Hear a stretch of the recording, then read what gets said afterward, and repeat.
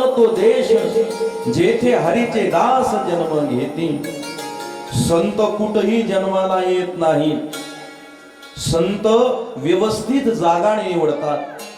संत कुठेही प्रगट होत नाही, संत कुठेही अवतीर्ण अशा प्रकारे त्या ठिकाणी होत नाही। मग कुठे होतात? का बरं गजानन महाराजांनी प्रगट होण्यासाठी शेगाव नगरीचीच निवड केली असेल?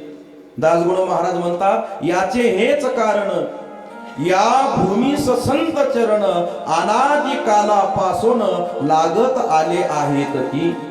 या भारत देशाची, विशेष करून या महाराष्ट्र राज्याची गजानन महाराजांनी प्रगट होण्यासाठी ही जी भूमी निवडली, याचं कारण जर काय असेल तर याही अगोदर या भूमीमध्ये संतांचं प्रागट्य आहे। म्हणून या महाराष्ट्राच्या भूमीला आपण कोणती भूमी म्हणून ओळखतो? संत भूमी म्हणून ओळखतो। अगदी नारद महर्षी पासून की ते निरंजन बाबा पर्यंत असे जवळजवळ 32 ते 35 नाव यादीच वाचली महाराज आमच्या दासगुरू महाराजांनी।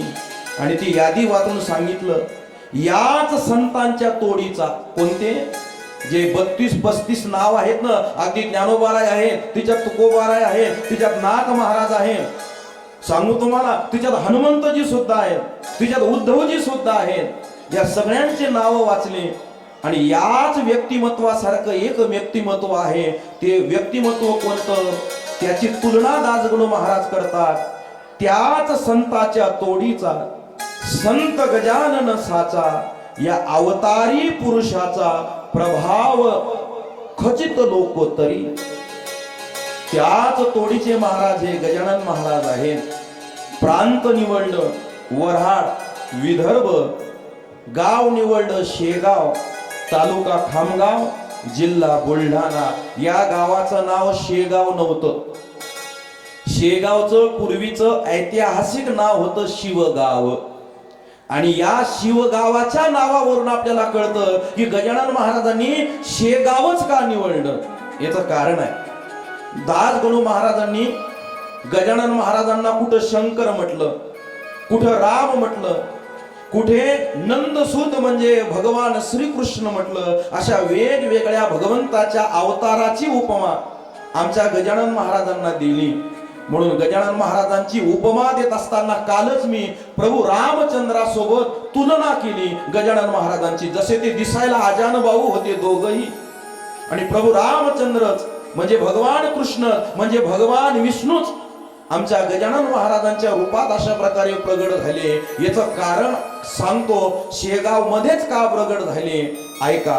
भगवान शंकर आणि भगवान विष्णू या दोघांमध्ये 3 नाते आहेत, सखा, स्वामी आणि सेवक। हे दोघही एकमेकाचे सखा आहेत, स्वामी आहेत, सेवक आहेत। म्हणून जिथं जिथं जिथं जिथं भगवान शंकराचं ठाण आहे, तिथं तिथं भगवान विष्णू अवतार घेतात, आणि जिथं जिथं भगवान विष्णूचं ठाण आहे तिथं तिथं भगवान शंकर अवतार घेतात, वास्तव्य करतात। उदाहरणार्थ पांडुरंग परमात्मा पंढरपूरला विटेवर उभा आहे, पण कमरेवर हात ठेवून ज्या विटेवर पांडुरंग परमात्मा उभा आहे, आमच्या मस्तकावर पांडुरंग परमात्म्याने कोणाला धारण केलंय?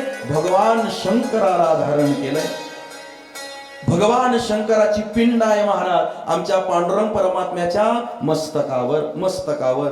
म्हणून परब्रह्मलिंगम भजे पांडुरंगम, जो लिंग शब्द आलेला आहे या अष्टकामध्ये, या पांडुरंग अष्टकामध्ये, तो लिंग शब्द कोणासाठी? तर भगवान शंकरासाठी आलेला आहे। म्हणजे जिथं भगवान विष्णू आहे तिथे भगवान शंकर येतात। आणि शेगावला कोण आहे? शेगावला अगोदरच महाराज भगवान शंकर आहेत। त्याच्या अगोदर एक दुसरं उदाहरण सांगतो, आळंदी मध्ये अगोदर कोणाचं ठाण होतं? आळंदी म्हणजे महाराज अगोदर भगवान शंकराचं ठाण होतं। आळंदी हे गाव पुण्यभूमी ठाव, दैव त्याचे नाव सिद्धेश्वर। आळंदीमध्ये भगवान शंकराचं वास्तव्य होतं। म्हणून महाविष्णूचा अवतार सखा माझा ज्ञानेश्वर, तिथे भगवान शंकर होते। म्हणून आमच्या विष्णू अवतार भगवंतानी एक अवतार धारण केला आणि तो अवतार म्हणजे ज्ञानोबा यांचा. मग तशीच तुलना कुठे लावता येते तर शेगाव मध्ये लावता येते. मी निष्कर्षासह बोलतोय बरं का, उदाहरणासह प्रमाणासह तुम्हाला पटवून देण्याचा प्रयत्न करतो. अगोदर हे गाव शेगाव नव्हतं तर शिवगाव होतं. जुनं पुरातन भगवान शंकराचं वास्तव्य महाराज त्या शेगाव नगरीमध्ये होतं. म्हणून गजानन महाराजांनी जे भगवान श्रीकृष्ण भगवान विष्णू प्रभू रामचंद्राचे अवतार आहे त्यांनी प्रगटाचं स्थान आणि गाव निवडलं तर ते गाव कोणतं निवडलं? शेगाव. अशा प्रकारे महाराज त्या ठिकाणी निवडलं. ठीक आहे महाराज, गजानन महाराज शेगाव मध्ये प्रगट झालंय हे आम्हाला अशा प्रकारे त्या ठिकाणी मान्य आहे. पण बऱ्याच श्री भक्तांच्या मनामध्ये एक शंका आहे आणि ती शंका म्हणजे गजानन महाराज शेगावला प्रगट होण्याच्या अगोदर कुठं होते? गजानन महाराज शेगावला प्रगट झाले, मतमतांतर आहेत, वेगवेगळे वय सांगितलेले आहेत, साधारण शब्द वापरलेला आहे ऐन तारुण्या भितरी. गजानन महाराज तेव्हा तरुण होते, साधारण वय सांगितलं जातं 30-32 वर्ष. पण योगायोग जर ठरवायचं पडलं तर योगायोग असा सांगता येईल, गजानन महाराज शेगावला प्रगट झाले तेव्हा साधारण त्यांचं वय होतं 32 वर्षाचं आणि तिथून शेगावला राहून समाधीपर्यंत त्यांनी लीला केल्या किती वर्ष? 32 वर्ष.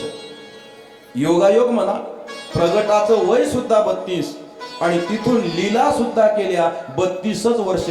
पण ठामे ठोक आपण पुराव्यानिशी असं सांगू शकत नाही बरं का की प्रगट झाले तेव्हा ते 32 वर्षाचे असतील म्हणून, असं नाही सांगू शकत. पण गजानन महाराज शेगावला प्रगट झाले. आता गजानन महाराज संस्थान शेगाव यांनी एकमेव अधिकारास्तव एकाच ग्रंथाची सूचना केली भक्त मंडळींना आणि तो ग्रंथ म्हणजे गजानन विजय ग्रंथ आहे.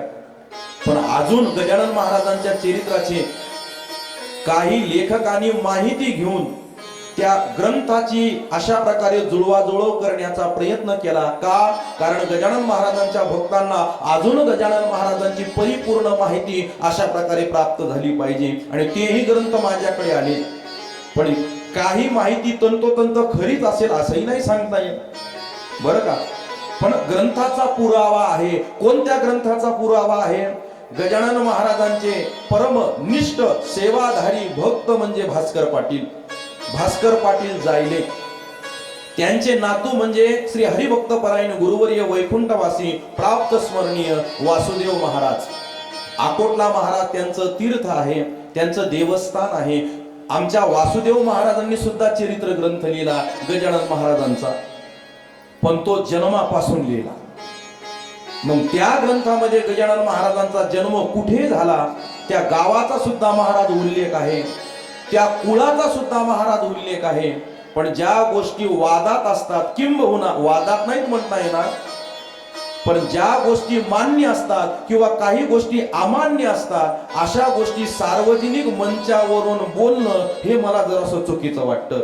पण जेव्हा तुम्ही माझ्या संभाषणाला बाजूला येसाल ना तर तेव्हा मात्र मी तुम्हाला ती माहिती वैयक्तिकरित्या सांगितल्याशिवाय राहणार नाही. मी तेव्हा सांगेन, काही नावही सांगेल मी तुम्हाला. जर भेटले ते ग्रंथ तर पाहण्याचा प्रयत्न करा.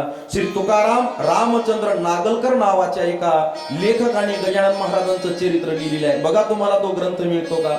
दाज भार्गव शेगाव निवासी श्री संत गजानन महाराज चरित्रकोश नावाचा फार मोठा ग्रंथ त्यांनी अशा प्रकारे लिहिलेला आहे. आणि आता जे मी नाव सांगितलं वासुदेव महाराज, त्यांनी सुद्धा गजानन महाराजांचा चरित्र ग्रंथ लिहिलेला आहे.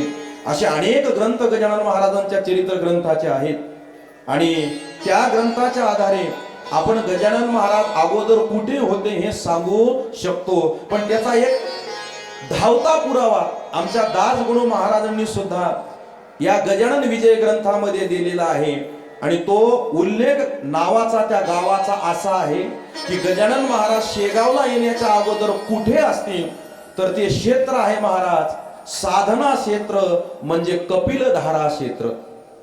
ऐका बरं का, त्र्यंबकेश्वर नाशिक जिल्हा. तसा योगायोग गजानन महाराज शेगावला येण्याच्या अगोदर जर कोणासोबत लावता येत असेल तर तो योगायोग महाराज लावल्या जातो स्वामी समर्थ